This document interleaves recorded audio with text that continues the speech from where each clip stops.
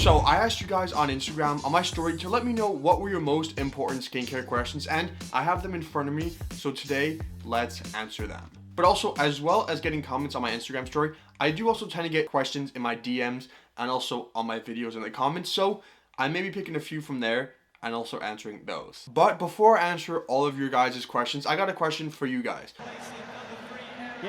And that is, did you put on your New Year's resolution sheet that you need to find better skincare products? Or do you have a boyfriend that just washes their face with water? Because if you did, we might just have the answer for you on caseyskin.com with the C Soother Cream. Not only is it very hydrating, yet lightweight, but also it has a nice luxury feel with this glass jar. Because let's make skincare standard for the guys who just wash their face with water. Alright, now on to the questions. And if you're wondering what I'm looking at, I put them on my laptop just so I can read them easier. So first question was to you guys, that little plug. And we're going to start with probably one of my most frequently asked questions when it comes to the winter and windy season, is that they said they struggle with dry skin, especially in the winter, which makes sense. And what can they do to keep it hydrated? This is a good question, and I know how you feel because I also get dry skin in the winter, and even in the summer for that case, but it gets worse in the winter. So let's see what you can do about it and what also I do as well. Obviously the cold weather can be tough on the skin. And so obviously everything comes back to how you treat your skin. So first step of a skincare routine is a cleanser. Now for this cleanser, you want to opt for a gentle cleanser, perhaps one that foams as well. And I actually like the pH balancing daily cleanser from Thayer's. I actually put this in my top 5 products of the year. And if you haven't checked that out, go look at that, but after this video.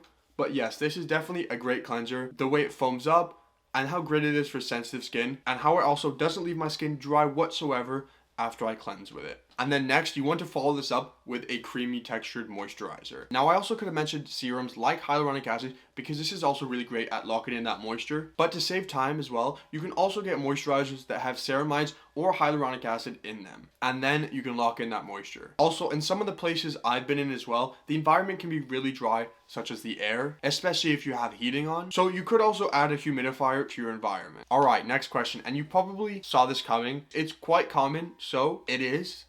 I've been battling acne for years. What products do you recommend? Okay, now first thing I ask when I get this question is, do you have a skincare routine? Now there are a lot of ways to approach this question because first of all, the biggest cause of acne is genetics. But besides from genetics, you do have other ways in which you could address acne. That is lifestyle, diet, and then similar to genetics, you have hormones. But also, as well as focusing on the lifestyle and the diet, you have a skincare routine. Because come on, that is what we do over here. Now, whether you do have a skincare routine or not, it's known that acne can be reduced with a consistent skincare routine. An emphasis on that consistent. Now, you have different types of routines. You have the person who just washes their face with water. We all know that person. But usually, the skincare routines I hear about are actually quite good. And the good news is that a good skincare routine can make a big difference. So, you obviously want to tailor your skincare routine to target your concern, which is acne-prone skin. First step is to start with a cleanser. This also depends on your skin type, but I would recommend trying to find a cleanser that has salicylic acid in it. And there's actually a good one from the Inky List, which I actually used to use when I got more acne. Although I did notice that my skin got a bit more dry when I used it every day, so I decided to incorporate a more gentle cleanser every other day, and that seemed to do the trick. I also find benzoyl peroxide to be A tier for acne, which is also quite a popular ingredient that a lot of people use. I found the best way to apply this benzoyl peroxide is to dab it directly onto the spot, not rub it all over, but wherever you have the acne, dot it on the skin there, quite a generous amount. And in the morning, I would have noticed quite the difference in how my acne looks. And this was whether it completely disappeared and there was just a bit of redness there, or let's say it was a whitehead, it would get dried up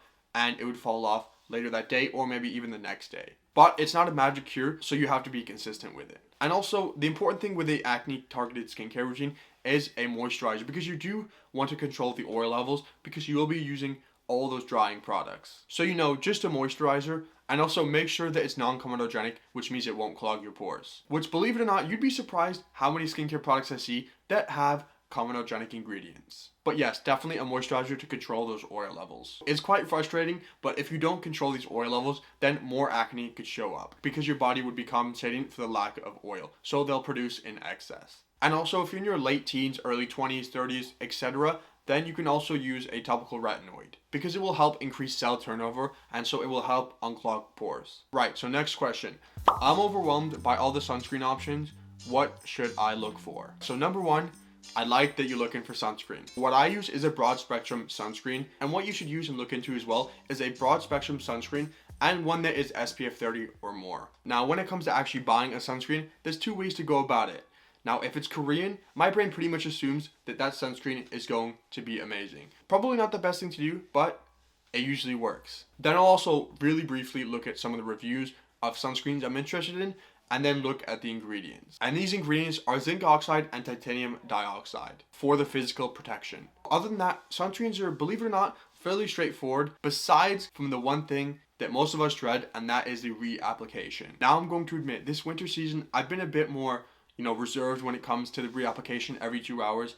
Maybe let's say every 3 or 4 hours I've reapplied it, which is a lot better than applying it once, or in fact, none at all. But I've been trying to remember to apply it on the places where I wouldn't think to apply it, which I know sounds weird, but I'm gonna ask the majority of you guys, when was the last time you applied sunscreen on your lips, on your inner ears, on the back of your neck, or even your hands? Looking at some of these questions, we got quite the range. So we have the dry skin, the acne, sunscreen, and now we have a question about aging skin, which is fairly straightforward. What can I do to prevent premature aging? Okay, so I did a video a couple months ago on how to master anti-aging in your 20s. So if that applies to you, make sure to go check that out. But also, it is the fundamentals for anti-aging. So let's say you aren't in your 20s, it would also be a good idea to check that out as well. Because it will depend on your age what you need to do, but the overall idea is still the same, and that is, for most people, to prevent aging as much as you can, appearance-wise. So if you did watch that video, you've heard me say this before, but prevention is key. Step number 1, you want to find a serum that is antioxidant. And a great example of this is vitamin C. Then for the nighttime, you want to add a retinoid, and this is to boost collagen production. I'll say it once, twice, maybe even another time, but you can't skip sunscreen, because it really is the best thing you have against anti-aging. And if you're feeling a bit fancy, you can also add peptides to your routine. These will help with firmness and elasticity. Alright, what do we have next?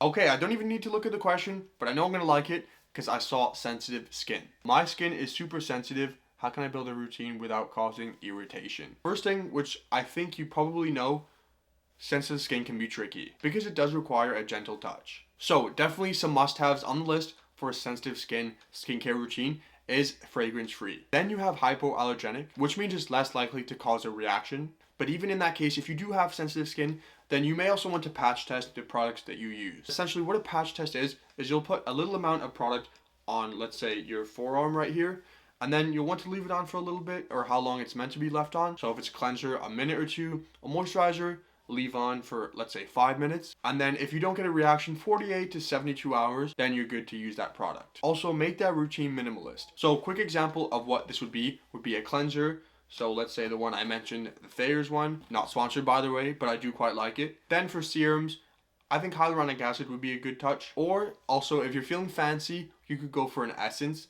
instead of the hyaluronic acid. And there are quite a few good options in Korean skincare that are rice derived, so look at those. And then obviously a moisturizer and a sunscreen. And as well as those, some other soothing ingredients that you could find and potentially use would be niacinamide, and also a really popular one, especially this past year, would be oatmeal. And for cleansers, you could also replace it with a balm, which also, if you wear makeup, it doubles as a removal for that as well. Okay, last question. It's another good one.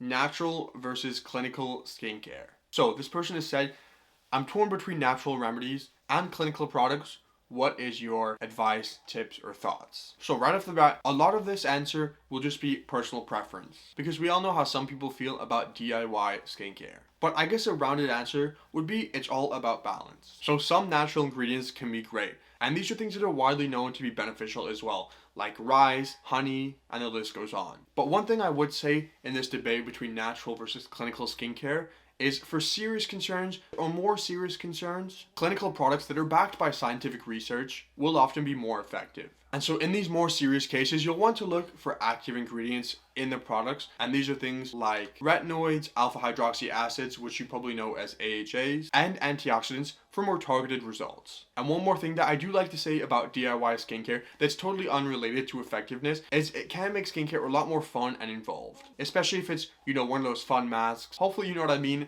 I'll put something on the screen. And those are all the questions I'm going to be answering in this video. And I actually quite like this format.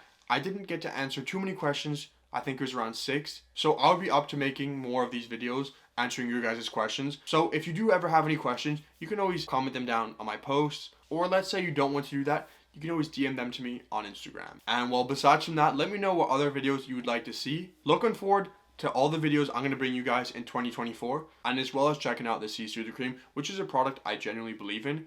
Make sure to check one of my other videos on screen now.